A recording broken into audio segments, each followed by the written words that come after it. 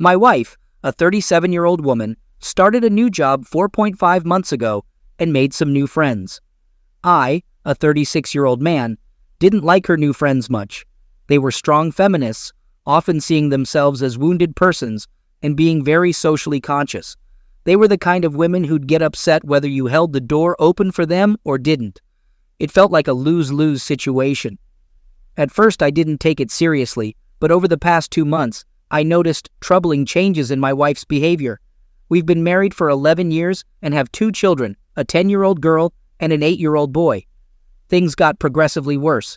She began accusing me of various things, like being inherently evil due to the historical oppression of women by men. It was absurd. I tried to stay patient, but these arguments often ended with me saying something like, "I haven't done anything wrong to you. The only thing I'm guilty of is loving you." It usually left her quiet, but the next day, she'd start the same arguments with different points. Around 5 weeks ago, I had a strong gut feeling that something was seriously wrong. She started coming home late without letting me know, and I couldn't reach her on the phone. She would be distant and cold, even when sober. The next day, she'd dismiss my concerns, accusing me of being controlling and reading too much into things. This happened a few times. I tried to check her phone but couldn't find concrete evidence, although I suspected she'd deleted many messages. I found a conversation with one of her new friends discussing the idea of an open relationship, which confirmed my suspicions of her cheating. My wife said she wanted to discuss this on the second Monday of December, with the kids at their grandparents' for Christmas. We were supposed to join them later, so she brought up the topic over breakfast as if it were a sudden thought, asking about my thoughts on an open relationship. Fortunately, I was prepared. I'd been reading on Reddit and knew there was no saving this marriage. My best outcome was to protect myself and our children. From here on, it was about self-preservation and safeguarding the kids. I didn't raise my voice. I just asked direct questions. She'd been confident until she saw the seriousness on my face. Me. Who is he? She. What do you mean? Me. Don't play dumb. If you want to talk honestly, let's do it. If you can't be honest, what's the point? She. What do you mean, me? Me. If you lie, we can't have this conversation about our relationship. I can tell you're hiding something. So who's the guy you're involved with? She. I'm not. Me. Don't lie. You've shattered my trust. Be honest or we divorce. No arguments, just divorce. Do you understand? She. I understand. She confessed to 2 one-night stands with married men and then revealed she planned to sleep with a colleague from work. She believed it was best for her, and I had no right to control her. I asked about the colleague and got his name and his wife's name. She claimed their relationship was open. She also suggested setting me up with her friends, one of whom was eager. I declined, and I asked for her phone, which she showed me how to unlock. While she was in the bathroom, I locked myself in my office, which panicked her. I used recovery software to find deleted messages and installed a spy app online. When I came out, I gave her the phone and told her to leave. She argued, but I responded with single-word answers. She showed no remorse. Throughout this, she yelled that I was controlling, perpetuating the historical oppression of women, and not truly loving her. Her friends reassured her, saying I wouldn't go through with any threats. One of them shared a story of how she had manipulated her ex-husband using such accusations. I've ordered cameras for my house. Now I know I need to record everything. I couldn't believe what I witnessed. I've never threatened her in any way. After that, she started messaging her affair partner to meet up, and they agreed to meet at a hotel, which left me shocked. I went online to find the AP's wife, and it didn't take long. I reached out to her on Facebook and shared all the details, including what was happening at the hotel. She thanked me and hung up. A few hours later, I received a video from her. She went to the motel and confronted them, yelling. This wasn't the first time her husband had cheated, and she expressed her anger. She recorded my wife getting dressed on the bed, which made me feel sick. The AP's wife even slapped and cursed at my wife. I messaged my wife, telling her I had seen the video and never wanted her near me again. It seems she views our situation as some kind of competition where she believes she's winning. It's hard to understand. It's as if she's disconnected from reality and doesn't realize we're getting a divorce. I joined my wife's family WhatsApp group and informed them about our divorce due to her infidelity. I thanked them for welcoming me into the family and then left the group. I've received calls and messages from her, but I haven't read or responded to them. I just don't have the energy for it. I talked to my parents and shared everything with them. My father messaged my wife that she wouldn't be welcome for Christmas. I'm at my parents' place now and have spoken to my boss, who granted me time off until mid-January to sort things out. I've been monitoring my wife's conversations with her new friends, which have become increasingly frantic. I don't think it has fully dawned on her that she's lost her family and her new friends and the AP don't truly care about her. She has sent me numerous messages and even showed up at my parents' house demanding to celebrate Christmas with us. My father threatened to call the police if she didn't leave. Now I'm searching for divorce lawyers and shedding tears. The pain hit me hard once I arrived at my parents' house. It's all so confusing. Reading their chats and interacting with her brings me immense pain. I've only responded to her messages twice. Me. It doesn't matter what you say. I don't know who you are. You are not my wife. My wife would never break my heart and soul while smiling. We're getting a divorce, and I don't care about your words or demands. You have no influence or right to ask anything of me. We're done. You, whoever you are, seem proud of what you've done. Her messages stopped after that last one. The pain is sometimes unbearable. I wish this never happened. I wish I could go back to how things were before, but I can't do that to myself. This is the worst Christmas ever. I couldn't help but explain to the kids that Mommy doesn't want to be part of the family anymore, and she wants to be with other men. We're getting a divorce, and they're naturally upset. Thankfully, my mom and dad are here to comfort them while I'm falling apart. I'll try to get back on my feet for the sake of my kids, but I'll never go back to her. I wish I had waited until after Christmas to get them into counseling. I blurted it out when they asked about when their mother would come. I could never forgive myself if I went back to her.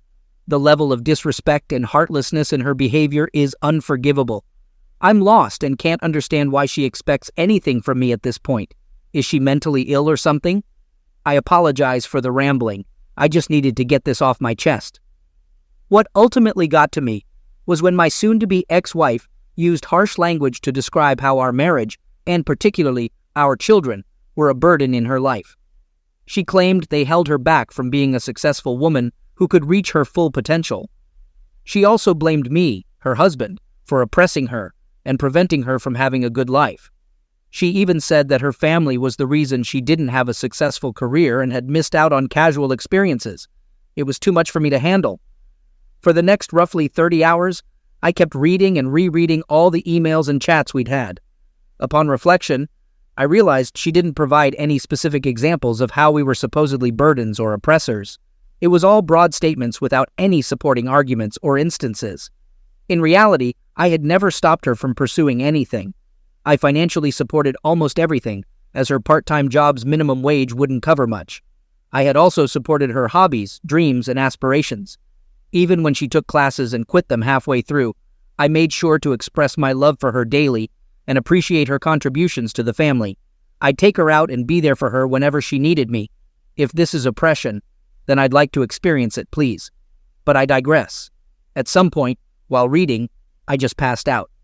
When I woke up, my 3 best friends were in the kitchen with my dad preparing dinner.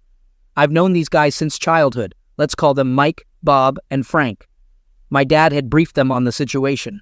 I broke down again, and I was in a daze until Friday evening. Mike is a military veteran who lost his left arm below the elbow. We supported him during his recovery when his wife left him. Fortunately, they didn't have any children, and Mike later adopted 2 kids and found a wonderful girlfriend. He set up a Zoom call with his counselor, who helped him during his recovery. His insights into my emotional state, even though he specialized in helping amputees, were incredibly helpful. He explained that a significant part of my identity and spiritual self was tied to my role as a husband, and now that part was dead. Similar to an amputee experiencing phantom pain in a missing limb, I would feel phantom pain from the dead part of my identity. We had extensive conversations, and I've been gradually improving since. Bob is an executive at a security company, but he's secretive about his job. I don't know what he does, but he's quite wealthy. Bob contacted a law firm connected to his company, and on Sunday morning I talked to a lawyer I could never afford on my own. Bob, who had been bullied a lot in his youth, assured me not to worry about the legal bill. he would cover it. He was glad to finally repay me for standing up for him when he was bullied. Frank is a teacher at a private school and has 7 children. Yes, you read that right. 7. My kids adore him and his family. Frank has been ensuring my kids are well taken care of while I regain my footing and get everything in order. Yesterday was a very eventful day. It began with an early morning STD screening, which revealed that I had contracted chlamydia from my soon-to-be ex-wife. I'll need another screening in 6 months. My self-pity turned into pure anger upon learning this. I've decided it's time to go all out for full custody and to provide her with nothing if I can manage it. My lawyer managed to locate the ex-husband of my wife's feminist friend, who bragged about how she had deceived him. It turned out to be relatively easy through court documents. Talking to him on WhatsApp, he expressed his gratitude and shared the horrors he had endured because of this woman. Now I have a better idea of what to expect from my soon-to-be ex-wife. It was sickening to hear about the experiences he had been through. I'm now ready for a battle after our conversation, preparing for a legal war. I was deeply saddened by his story, as he had been homeless and hadn't seen his kids for 4 years due to his ex-wife's lies. I understand that I'm at a disadvantage as a man in the court system, so I'll ensure I have a mountain of evidence. My lawyer suggested a preemptive move with a restraining order, given her negative and aggressive comments about males in general, especially for the sake of our son. Growing up in a household with a parent openly hostile toward males is undeniably damaging, which is why I'm pursuing full custody. I've informed my lawyer to proceed, and she's expecting to serve the restraining order. Today, I had a Zoom call with my soon-to-be ex-wife. Keep in mind that she hasn't reached out to me or anyone since the argument at my dad's house. It's clear she doesn't care about any of us. The call was incredibly strange. She had dolled up with a revealing outfit, trying to look her absolute best. I haven't seen her make such an effort in years. Throughout our conversation, she attempted to provoke me into an argument, but I managed to stay composed. My lawyer had given me guidance on what to discuss. It's considered positive if both parties make an effort for an amicable divorce before going for a contested one. I was recording the conversation, and I even referred to her as my soon-to-be ex-wife, which she lived up to. She started with a bizarre statement about different types of male anatomy, discussing how they change when erect or not. I couldn't believe she began a conversation with such a topic. Then she mentioned her excitement about the end of current restrictions to explore this further in person. I responded by saying I wasn't interested in her hobbies and that I wanted to focus on our divorce. Her hostility became evident when I didn't react as she had hoped. At one point, she claimed to be going to the bathroom and muted herself. I observed as she discussed what to do with me with her friends, cursing me solely because I'm a man. Several times during the call, I had a strange feeling that she treated this as a game, where she was in control, and I had no choice but to go along with whatever she wanted. We made no progress on our divorce, so I concluded that we were heading for a contested divorce. By the way, I contracted chlamydia from you, and unlike you, I haven't been involved with anyone else. You should get yourself to a clinic. She frowned at me, not believing my words. I have no idea what's going on with her, and at this point, I no longer care. I shared the recording with my lawyer, and she was quite surprised.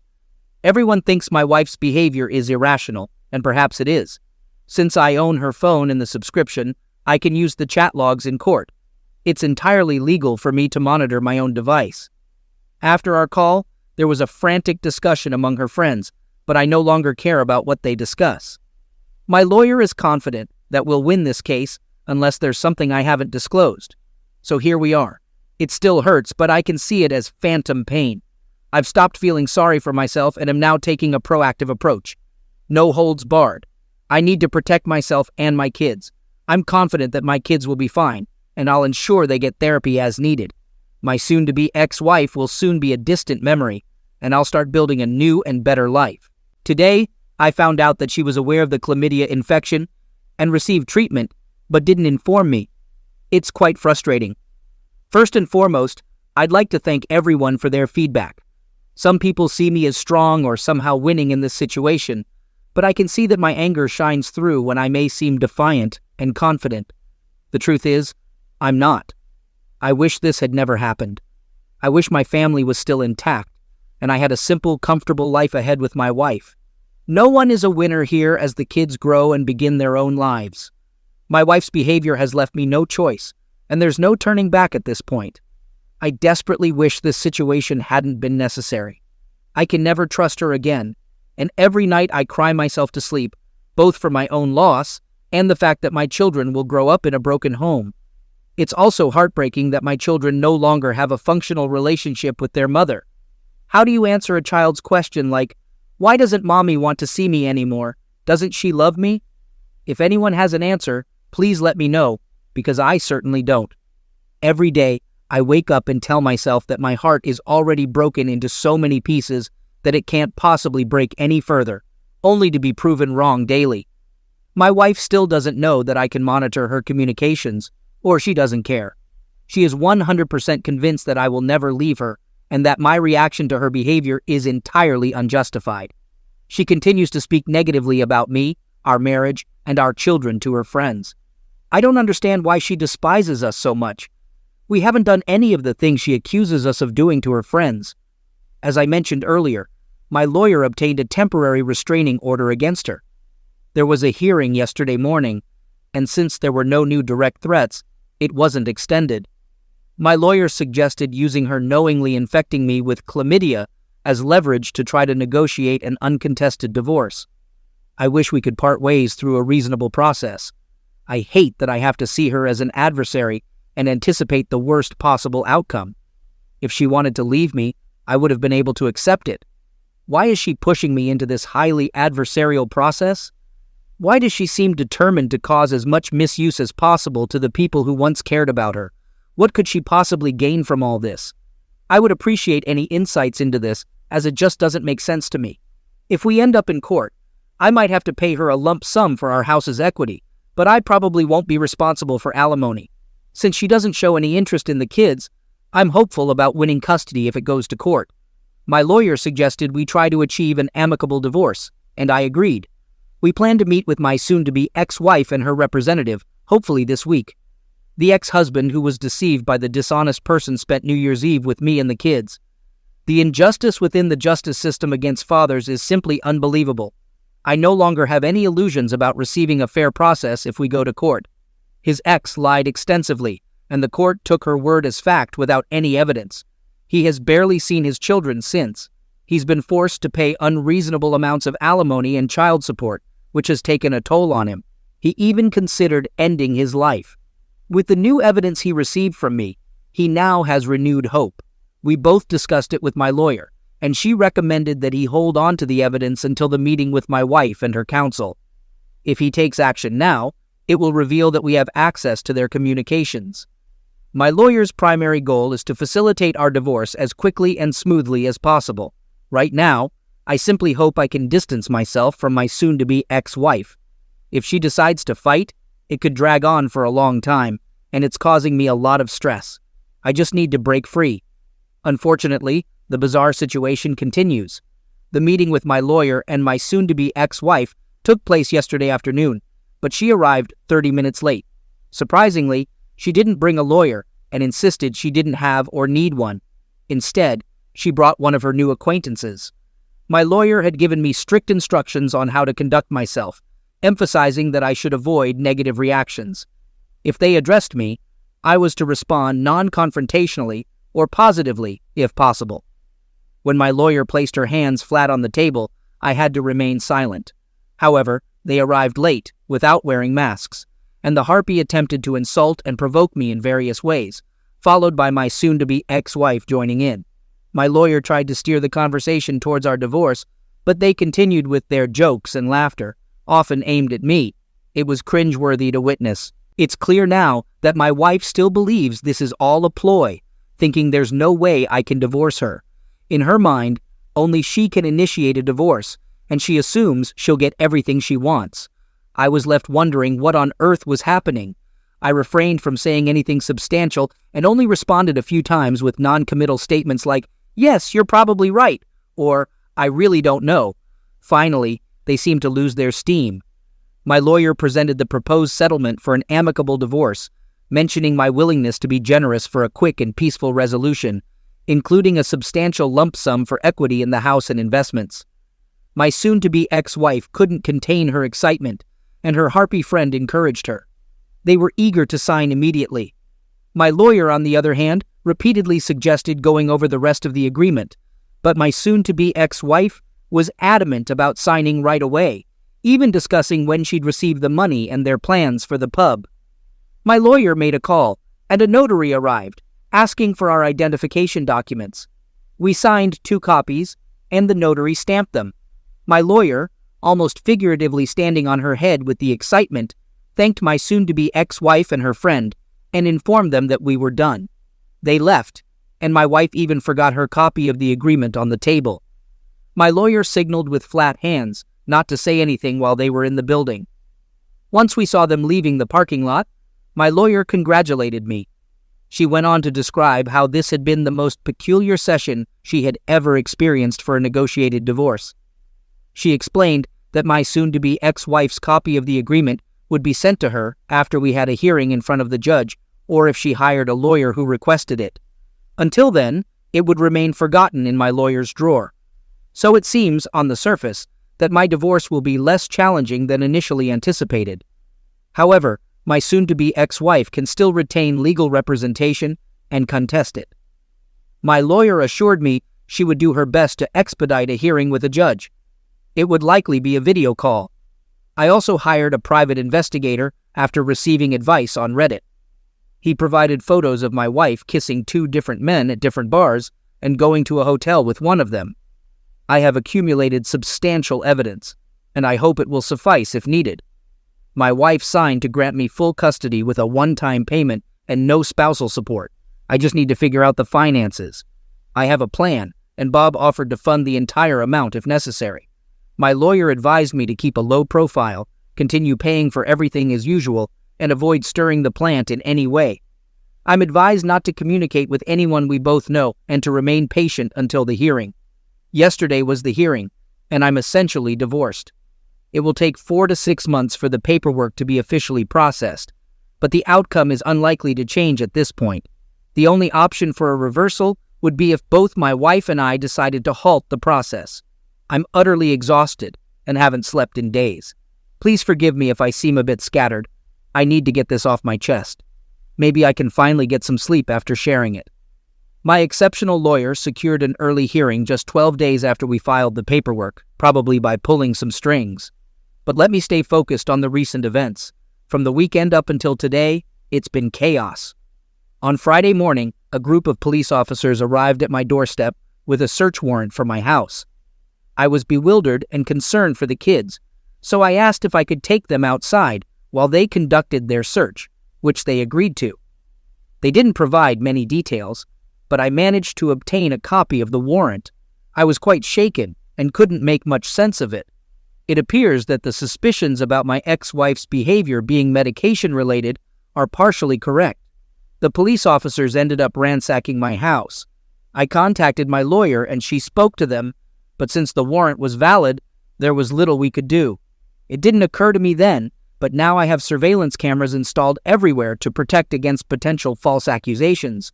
I have video and audio recordings of everything. If I choose to, I might be able to file a claim later.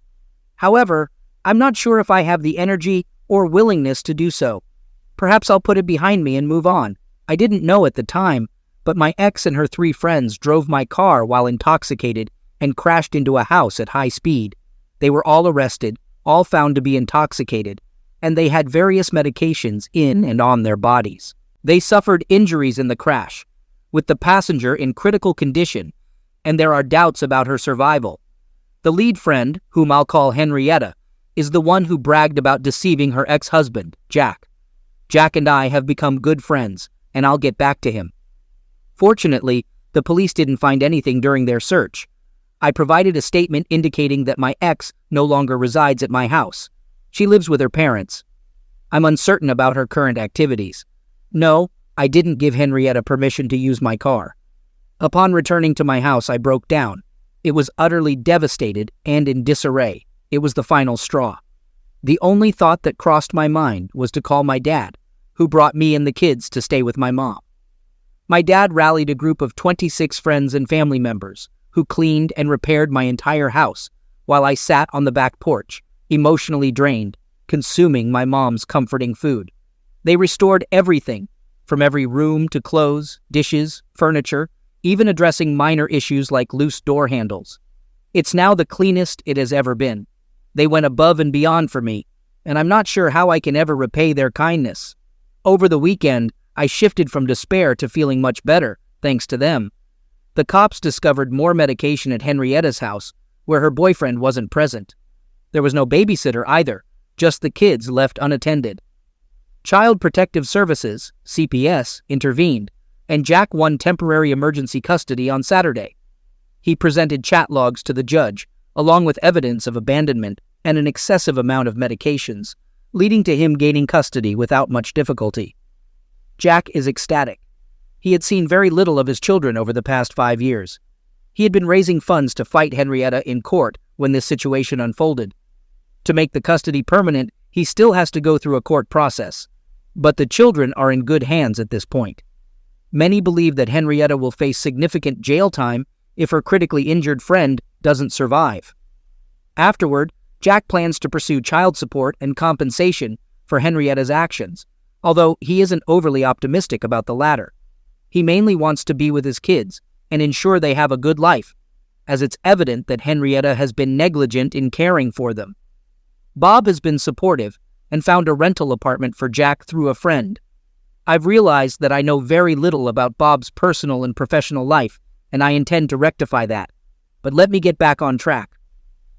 Henrietta was driving when they veered off the road and crashed into a house. They were all injured, and search warrants for drink and medication were issued for everyone in the vehicle. X is still registered at my house, and on Sunday, I decided that I'm selling the house and moving away as soon as possible. I fear a similar incident could occur again. Last Sunday, her parents called me. They told me that their house was searched as well.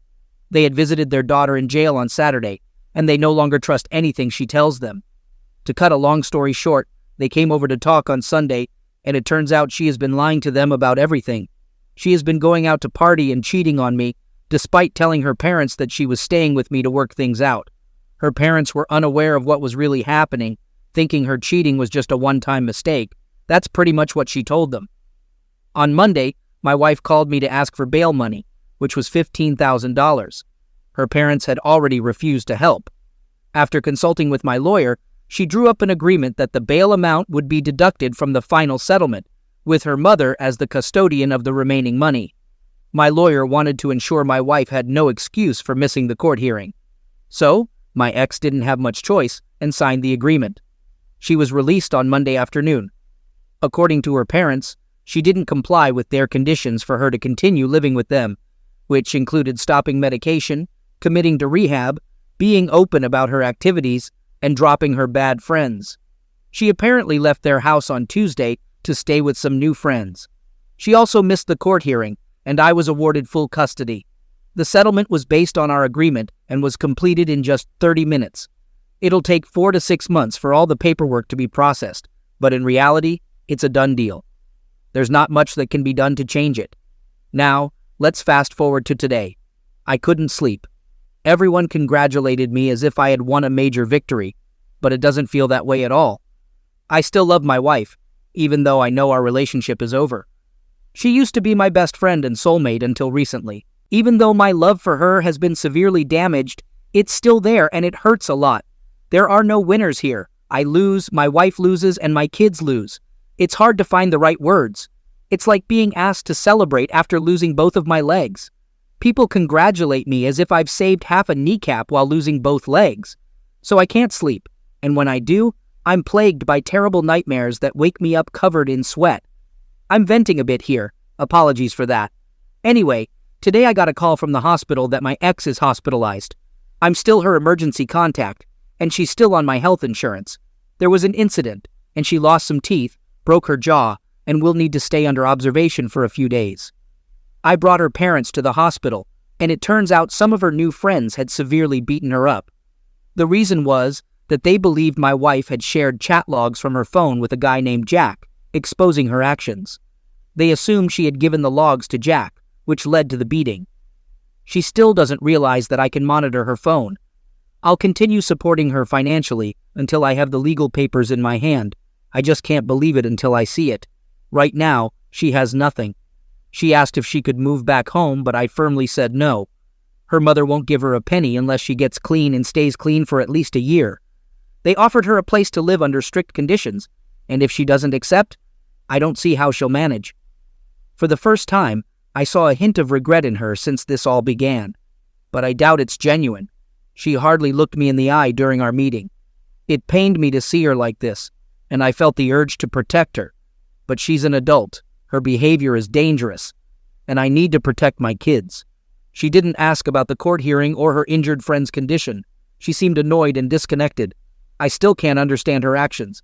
She has lost everything, destroyed her family, and caused pain for many people, all for a fleeting high and casual closeness.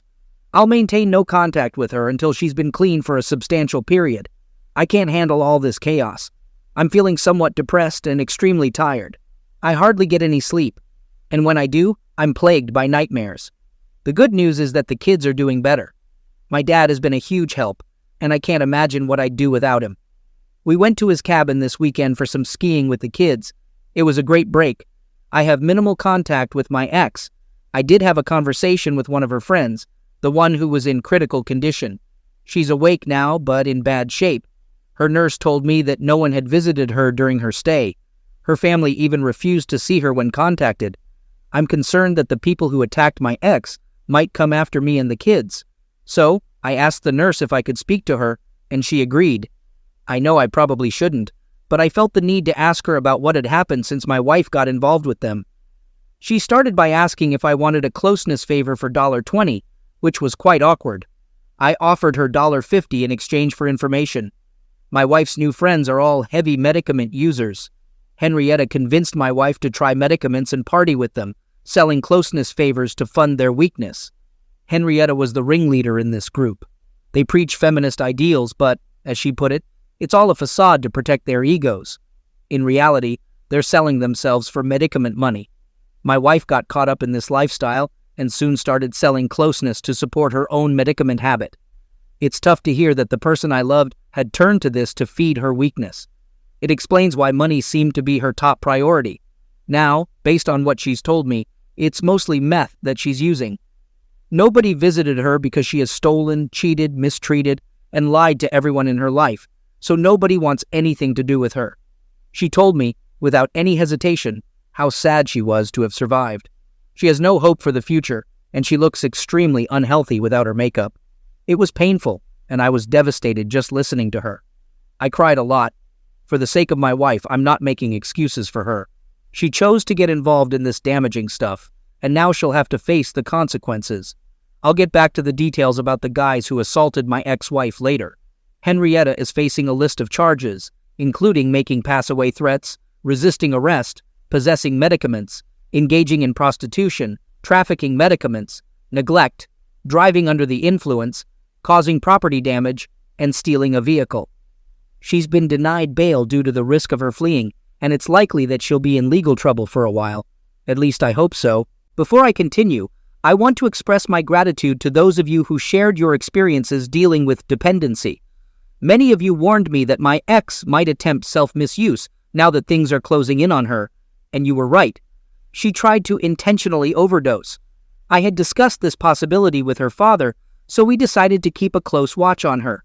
Fortunately, she still doesn't know that I have real-time access to her phone. While we were at the cabin on Saturday, I received a message from her that sounded like a pass-away note. She talked about her weakness, prostitution, letting everyone down, and how she felt like she had no other choice. I immediately called her father, and since I could monitor her location, he rushed out to find her unconscious on a park bench. She was taken to the hospital and treated. She was also severely hypothermic. I hate to think about what might have happened if he had arrived just a bit later. She's now on methadone. Her father has been appointed as her legal guardian. She can't object to treatment anymore. Her father had her forcibly admitted to a rehab center, and she will undergo a sedated detox. I'm not sure when, but probably this week. Her father's appointment is not solely due to her overdose, but because she abandoned her children, which apparently indicates she's not thinking rationally as she tries to end her life. That's the legal reasoning. Thankfully, I haven't canceled her life insurance yet, so she will receive treatment. I've offered to help with the financial side, as long as my ex isn't aware that it's coming from me. I've been concerned that the men who assaulted my wife might come after me and the kids. Remember that Jack presented chat logs in court, which they believed my wife had given him. I talked to Jack about this, and he decided to take care of it, since he benefited from the disclosure. I don't know if I mentioned this before, but Jack is a big, imposing guy. He went to the guy's apartment, which was a real dump, by the way. He confronted them and told them that Henrietta had provided him with the chat logs, and since they had misused someone he knew, they had a choice to make. Go to the police and confess everything about the assault, or face the consequences right there, which would involve some painful and permanent injuries if they chose the second option.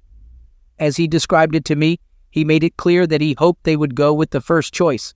They apparently wasted no time heading to the police. Needless to say, I no longer worry about them. I found a new apartment, and I'll be moving soon. Once again, Bob came through for me. All in all, I'm very downcast. This situation weighs heavily on my mind. What keeps me going is the support of my friends and family, and I know I need to stay strong for the kids. My heart aches for my ex. Despite everything, I don't regret marrying her. I still love her, but I realize we can never be together again. She's not the person she used to be, and there's too much pain between us. Despite all the recent hardships, we had a good life before that. I wouldn't have my children if it weren't for her, and I wouldn't trade them for anything. I know the pain will linger for a long time. Strangely enough, the news of my wife's weakness has made it easier for my kids to understand. It's simpler to explain that Mommy is sick, and it will take time for her to get better. She still loves them, and so on. Right now, I'm feeling sad and tired. Jack is here with his kids, and we're going to watch Madagascar 3. I think I'm trying to create as many positive memories as possible. Jack is doing the same, and his kids, along with mine, seem to be doing much better now. I believe we'll be okay. I believe my ex passed away from an overdose while in rehab. We're not sure how she got access to the medicaments, but she must have taken them while inside, and it seems something went terribly wrong. Substance dependency is a real issue, and it's truly heartbreaking. Seek support from your family if needed, and focus on taking care of your children. The current situation is distressing, but it will get better. Remember that your children need you more than ever, and your in-laws are going through even greater pain than you. Best of luck, and stay strong.